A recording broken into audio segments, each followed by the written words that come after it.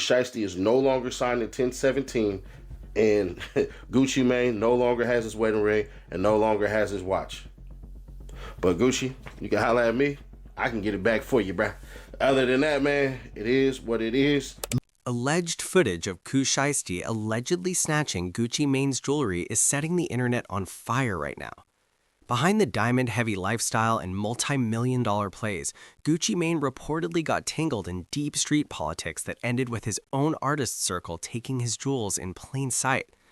What actually caused the ice cream man's downfall turns out to be way more calculated and ruthless than anyone saw coming. Listen to this. We're talking about footage that's already rattling the web and threatening to expose how far this situation really goes. Yo, what's good, fam? We're about to unpack some real-world street madness that's got the entire hip-hop culture buzzing non-stop. And trust me, you won't believe how personal and intentional this whole thing really became. Before we dive headfirst into it, let me keep it real with y'all for a moment. Social media has been flooded with talk of Gucci Mane getting robbed, but most people brushed it off as rumors or clout chasing. But hold up, we're about to cut through the smoke, separate truth from cop, and explain what allegedly went down last Tuesday night in Dallas, Texas.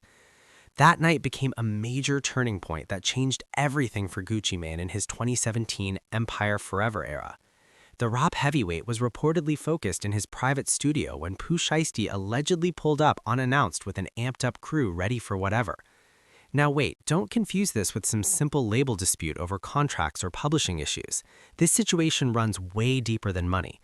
This is about loyalty, respect, and how street rules get enforced. And this is where things start boiling over. We've obtained exclusive security footage that allegedly captures what went down, and I'm dropping it at the very end of this video. And before anyone questions the credibility, remember, I've been covering street stories for years, and my track record speaks loudly. When I say something happened, it's because all the pieces line up exactly the way I'm laying it out. So peep this. Late Tuesday night around 11 p.m. in Dallas, Gucci Mane was reportedly working on fresh material when Pooh Shiesty unexpectedly arrived with 3 young hitters from Memphis. And if you've been following closely, you already know Pooh Shiesty had been feeling a type of way about how Gucci handled his close friend Big Scar's funeral situation. I passed it away, like to this day, I still ain't really got over that. It's my little cousin, to tell me welcome home, still messing with me up for real, so I ain't really got over it yet. In the streets, loyalty is the real currency that holds weight. When an artist dies, especially someone young and full of promise like Big Scar, the unwritten rule is that the label boss steps up and handles everything. Funeral costs, family support, all of it. But from Pooh Shiesty's perspective, this situation cut deeper because he believed Gucci straight up disrespected his brother's legacy and left the family stranded. Listen closely to this part. According to Big Scar's relatives, Gucci allegedly only sent around $10,000 for flowers when the funeral needed much more to be done the right way. We're talking about a proper service that realistically should have cost at least $50,000 to honor him correctly. That's a bad look, no matter how you try to flip it. The family was heated, with Scar's sister going public and saying, "My brother was worth more than $10,000, don't play with me." And to make matters worse, it was alleged that Gucci said he couldn't cover the funeral because his wife's birthday was coming up. We paid for that 10K went to flowers high. We still got a casket. He getting cremated. He getting put up in a museum. Bitches would not be able to walk on my brother's grave. He ain't getting put in no ground. He ain't getting buried with no chains. He not getting no chains back. Period. At the end of the day, receipts that Annabelle uploaded for the bill and no receipts. Like I said, we only received 10,000. What the other 10 is, I don't know. But yeah. I'm at work with my feet up, making boxes. Talking about some long live him, bro. You ain't do nothing, cuz, on God. And you ain't getting them chains, cuz. You can't get them chains. There's no way you can get them chains. The minute that them folk called your phone to see if you gonna pay for the funeral, you blocked them. That's not real, cuz. On God, that's not real. I thought Gucci was rich, too. Ha, food all up. But let me slow this down and add the deeper layers on why this situation hit Pooh Shiesty so hard. Big Scar wasn't just another artist on a roster. That was his day one brother, straight out of Memphis. They came up together from absolutely nothing, side by side in the trenches. So when Scar died, Pooh Shiesty didn't just lose an artist, he lost family. And because of that, when Gucci didn't handle the funeral the way he felt was right, it stopped being business and turned personal. Now this is where the story shifts from pain into something much darker, because this wasn't some emotional outburst in the heat of the moment. Pooh Shiesty had been holding on to that anger for months, letting it grow. So when he stepped into that Dallas studio, he wasn't there to record or negotiate. He was there to send a message. And according to the streets, he was setting the stage for what would become one of the slickest finesse plays of 2024. Real talk, when Pooh Shiesty finally approached Gucci Mane inside that studio, the energy felt wrong immediately. This wasn't a friendly meeting or a creative session. He looked Gucci directly in his eyes and let him know he was done with the label. No filter, no dancing around it. Things escalated fast after that. Gucci tried to de-escalate, talking about unity, loyalty, and keeping things in-house. But Pooh Shiesty wasn't trying to hear any of that smooth talk. He made it clear that the Big Scar situation changed everything for him personally. He told Gucci straight up that leaving Scar's family hanging crossed a line that couldn't be erased. Millions in the bank but couldn't properly bury his brother? That wasn't a boss he could stand behind. Gucci tried to explain himself, but by then, Pooh was already mentally gone. After almost 25 minutes of back and forth with voices rising and tension filling the room, Pooh Shiesty decided it was over. He told Gucci flat out that this would be the last conversation they'd ever have. Then he grabbed his things and walked toward the exit. But here's the part nobody inside that studio saw coming. Outside, his people were already set. 2 different vehicles, waiting. And that's when the entire plan became clear. While Pooh Shiesty was inside arguing, his crew was outside locking everything into place. They knew the exact moment he'd walk out, and they knew exactly what they were about to do once he was gone. For those unfamiliar with street politics, let me explain how this works. Pooh Shiesty's crew, known as Choa Gang, has a long-standing reputation in Memphis. These aren't industry hang-arounds or clout chasers. These are certified crash-outs who don't hesitate when it's time to move. In their city, they're known for taking chains, robbing rivals, and enforcing respect. When one of them feels disrespected, everybody responds. That's their code. Now here's the part that stunned everyone watching from the outside. The moment Pooh Shiesty pulled off, his young homies executed the move like a coordinated operation. They ran up on Gucci Mane with weapons drawn. There was no talking, no bargaining. They were there for the jewelry. The first thing taken was Gucci's wedding ring, the one his wife gave him as a symbol of their marriage. That ring alone was worth more than most people's vehicles, easily over $200,000 in diamonds and platinum. Then they stripped the luxury watch straight off his wrist, another $300,000 gone instantly. In less than 30 seconds, close to $500,000 in jewelry disappeared. But here's what really sent shockwaves through the industry. This wasn't random. This wasn't a crime of chance. This was planned from start to finish. Pooh Shiesty knew exactly what was about to happen when he left that studio. The argument wasn't just emotion, it was a diversion. While Gucci was focused on the confrontation, the real move was unfolding outside. And in the streets, a play like that speaks louder than any diss track ever could. It's not about money, it's about respect, about payback, about proving that some lines can't be crossed without consequences. And in that moment, Pooh Shiesty was making one thing very clear to Gucci Mane. The Big Scar situation was not forgotten. And in his mind, street justice had finally been delivered.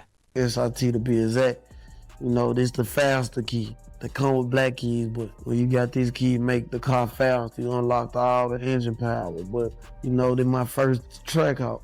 Been one bad. I got this on Gucci Mane's birthday. Like, he gifted me this at his birthday dinner. The dinner was almost over. We leaving out. I'm thinking I'm finna go get back in my haircut. The aftermath was instant. Once that robbery went down, Gucci Mane had no option but to completely sever ties with Pooh Shiesty and remove him from 1017 Records immediately. That bond was officially over with no chance of repair, but the damage had already spread. Gucci was suddenly out here without his wedding ring or his most valuable watch, and the entire industry was whispering about how he got caught lacking. Listen closely. What really rattled people was how exposed his security situation looked. How does your own artist's crew get anywhere near you like that? Where was the protection that's supposed to prevent something like this from ever happening? Those are the exact questions label executives across the game started asking behind closed doors.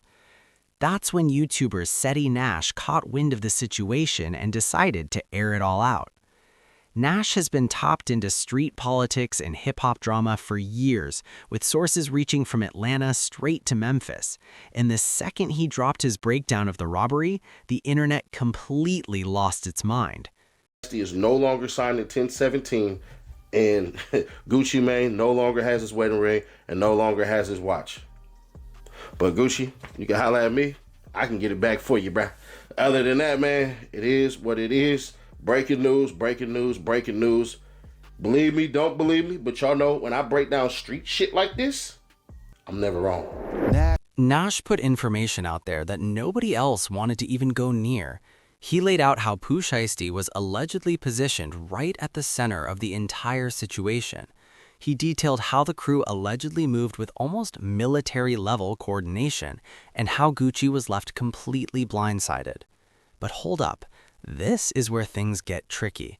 Nash made sure not to directly accuse Pooh Shiesty of orchestrating it all because he's still on probation and a straight-up allegation could send him right back to prison on conspiracy charges. Pooh Shiesty still ain't forgave Gucci Mane on the way in which he handled the whole entire situation. See, what a lot of people don't know is that some things are unforgivable to some people. Pooh Shiesty, Scar's death is one that he could not forgive. So Pooh Shiesty has not been rocking with Gucci Mane at all since he got out. And as of today, Gucci Mane, Pooh Shiesty went their separate ways. But the details on how that happened, whew. Some people in the comments were fully convinced Pooh Shiesty played a direct role in setting the robbery up. But Nash moved smart and kept his coverage clean. He knows exactly how this game works behind the scenes. You don't risk someone's freedom just to chase a viral moment on YouTube, no matter how crazy the story sounds. Still, listen to this. The streets had already made up their mind, and sides were getting picked almost instantly.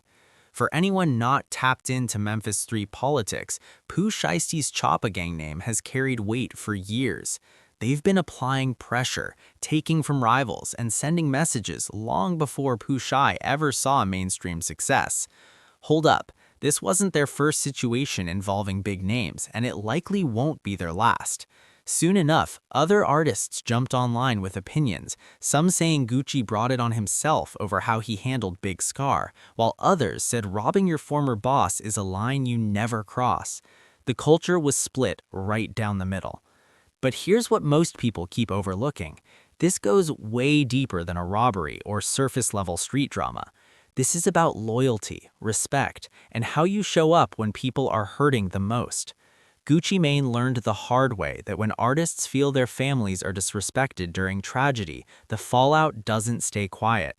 It also exposes the darker side of label politics, where personal loss can crack business relationships wide open. When Big Scar passed, his family wasn't viewing Gucci as just a label executive. They expected him to move like family, and when that didn't happen, the damage became permanent. 10,000 ain't nothing for flowers and the basics, boo. That money doesn't even cover a proper send-off, boo. 10,000 ain't nothing. My brother was worth way more than that. My brother was worth more than 10,000. Quit playing with me. Quit playing with me. Yeah, Gucci sent 10,000, then somebody else sent another 10, so 20,000 total. But let's be clear, this was never just about jewelry or getting embarrassed online. This is about power, respect, and how fast loyalty breaks down in the hip-hop industry. When people come from the same struggle, respect isn't optional, it's mandatory. Especially when you're dealing with street dudes who feel like they've got nothing to lose and everything to prove. So the real question now is this: what's next for Gucci Mane? He's going to have to rebuild his reputation in the streets and seriously tighten up his security. Moving the way he used to, that chapter is closed. This robbery sent a loud message. Having millions doesn't make you untouchable if you move sloppily. As for Pooh Shiesty, he's officially a free agent now, and his reputation, it just skyrocketed. Labels might hesitate before signing him, but in the streets, he's seen as someone who doesn't play about loyalty or respect. He showed he was willing to walk away from millions to stand on principle and ride for his fallen homie. In the hood, that kind of move holds real weight, even if it costs you everything. This situation is going to force label bosses to rethink how they deal with artists during personal tragedies. You can't just throw a little money at a loss and expect everything to be cool. Artists want to feel like family, not just paperwork. When Big Scar died, his people weren't looking for business gestures, they were looking for respect. And when that respect wasn't shown, the damage became irreversible. Now, I know y'all have been waiting for this moment, the exclusive footage I promised. Security cameras from that Dallas studio caught everything: the heated confrontation, Pooh Shiesty leaving, and his crew making their calculated move. This footage is about to go viral and confirm everything we just broke down. But listen, this is real street business with real legal consequences attached. What you're about to see shows how deliberate and planned this whole situation really was. Pooh Shiesty was playing chess while Gucci was playing checkers, and the footage makes that crystal clear. You can see the YNs waiting in their cars, you can see them step out, you can see them move toward the studio, and you can see Gucci's reaction when it finally sinks in. He just got touched. This is the type of footage that flips narratives and breaks the internet. So what do you think? Was this justified payback for disrespecting a fallen soldier? Or did it cross a line that should have never been crossed? Drop your thoughts in the comments. And if you want more exclusive street news, behind-the-scenes industry drama, and footage nobody else has, smash that subscribe button and hit the notification bell. We've got more coming that's about to shake the entire hip-hop world. This Gucci Mane and Pooh Shiesty situation, it's only the beginning. The streets are talking, and we're listening.